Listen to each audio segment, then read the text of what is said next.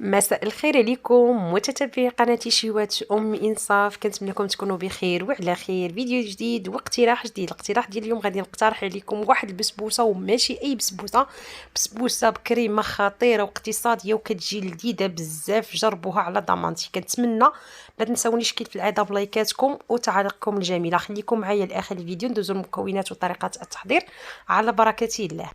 في اناء غادي نوضع 2 حبات ديال البيض اللي ضروري يكونوا بدرجه حراره الغرفه. غادي نضيف عليهم سكر سنيده، نصف كاس عنبه. من الاحسن تستعملوا سنيده اللي تكونوا الحبيبات ديالها رقاقين.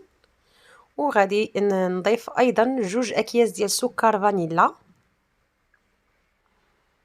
ثم غادي نخلط جميع المكونات ديالي جيدا. راكم عارفين دائما كنخلطوا السكر والبيض والفاني هما الاولى حتى كيرجع لينا الخليط على شكل بوماد وكيذوبوا الحبيبات ديال السكر. عاد كنضيفوا باقي المكونات. خليكم معايا.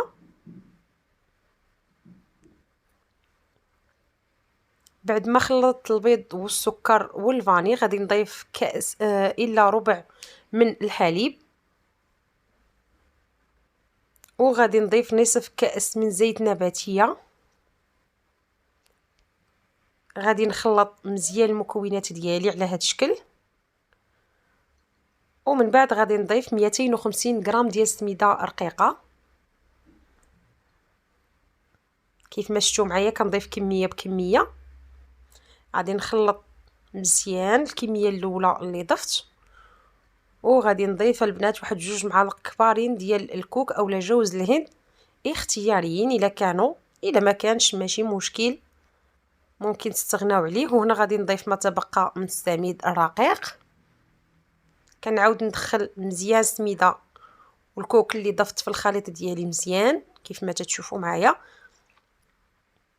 وغادي نضيف 2 اكياس ديال الخميره الكيماويه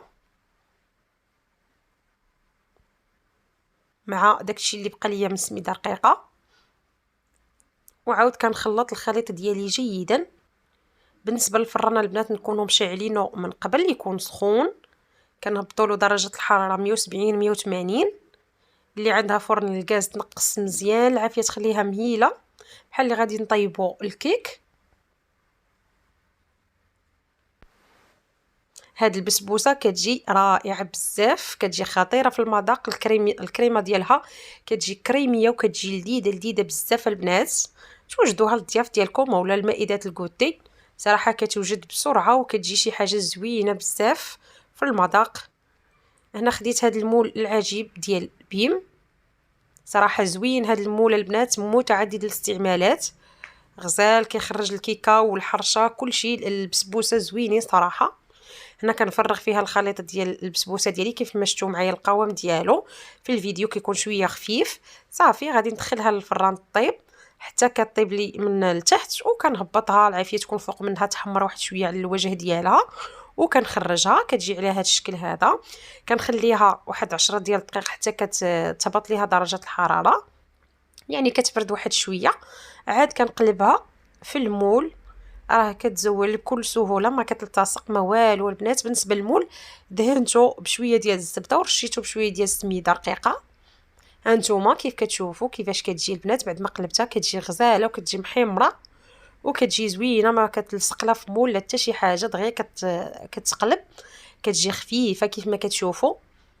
صراحه زوينه، مكونات في متناول الجميع، مكونات ساهلين بزاف اقتصاديين.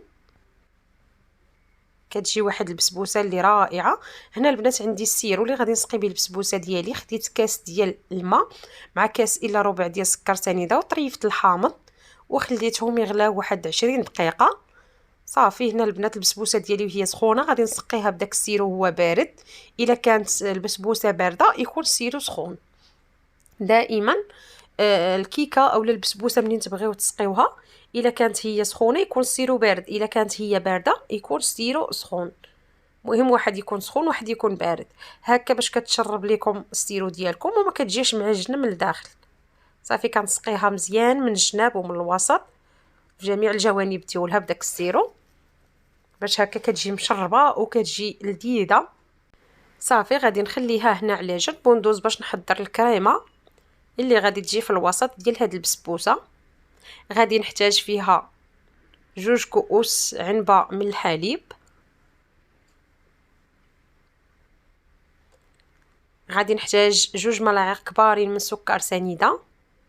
ممكن البنات تنقصوا السكر اولا تزيدوا كيف ما شفتوا معايا. انا درت 2 معالق كبارين ديال السكر سنيده. غادي نضيف النشا تقريبا واحد 2 معالق كبارين، يكونوا حتى هما عامرين مزيان. صافي هنايا ضفت 2 معالقات كبارين ديال النشا. غادي نخلط مزيان الكريمه ديالي ونحطها على نار اللي تكون مهيله مع التحريك المستمر حتى كتوجد عندي هاد الكريمه هذه كتقال واحد شويه كيف ما غادي تشوفوا معايا في الفيديو.